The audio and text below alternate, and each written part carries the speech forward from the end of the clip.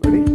Okay. Hello and welcome. Assalamu alaikum everybody. Welcome to Knowledge Share.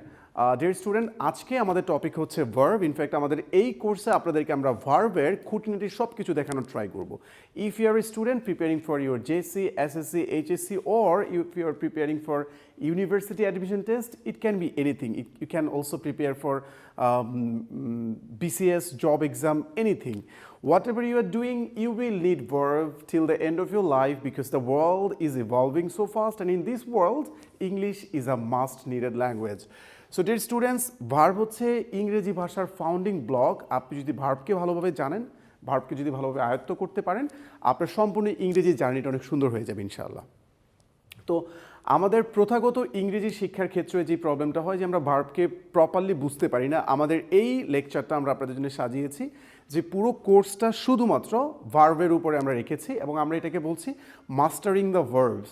যত ধরনের verb আছে, যত ধরনের ইউজেস আছে এই ভার্বের সব কিছু আমরা শিখবো ইনশাআল্লাহ। আপনারা নিশ্চয়ই জানেন যে একটা ভার্ব দিয়ে কিন্তু একটি সেন্টেন্স তৈরি করা যায়। সো আমরা আজকে আপনাদেরকে শেখাবো যে কীভাবে ভার্বকে প্রপারলি ইউজ করা যায়, হাউ টু টেম the verbs. So dear students, আমরা শুরুতেই শুরু করি যে ভার্ব কাকে বলে। আপনারা সবাই নিশ্চয়ই ভার্ব সম্পর্কে জেনেছেন, শুনেছেন। ভার্ব সম্পর্কে সবার সুন্দর আইডিয়া রয়েছে যে কোনো কিছু করাকে ভার্ব বলে। বাংলাতে আমরা যেটাকে বলি ক্রিয়া। Actually English verb has different dimensions. যেমন ইংরেজিতে কিন্তু কোনো কিছু করা, হওয়া, থাকা, এই তিনটা দিয়ে হচ্ছে এই তিন ধরনের ওয়ার্ডগুলিকে আমরা কিন্তু ভার্ব বলে থাকি। তো ভার্ব কাকে বলে? ভার্ব এইটা আমাদের অ্যাপ্লাইড ইংলিশে বেশি কাজে লাগে না, রাদার কোন ধরনের ভার্বগুলো আমাকে ইউজ করতে হবে এটা আইডেন্টিফাই করা হচ্ছে অ্যাপ্লাইড গ্রামারের সবচেয়ে বেশি important. What do I mean by saying applied grammar?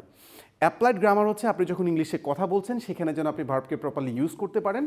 আপনি যখন ইংলিশ লিখছেন সেটা যেন আপনার সিমলেস রাইটিং হয়, অ্যাকুরেট রাইটিং হয়, সেই জন্য আপনাকে ভার্ব শিখতে হবে। সো আমরা আমাদের আজকের ক্লাসে সাজিয়েছি ভার্বের সবচেয়ে ইম্পর্টেন্ট দুইটা পার্ট যেটা আপনার সবসময় কাজে লাগবে। এই দুইটা পার্টকে বলা হয়, একটা হচ্ছে ফাইনাইট ভার্ব আর একটা হচ্ছে নন ফাইনাইট ভার্ব।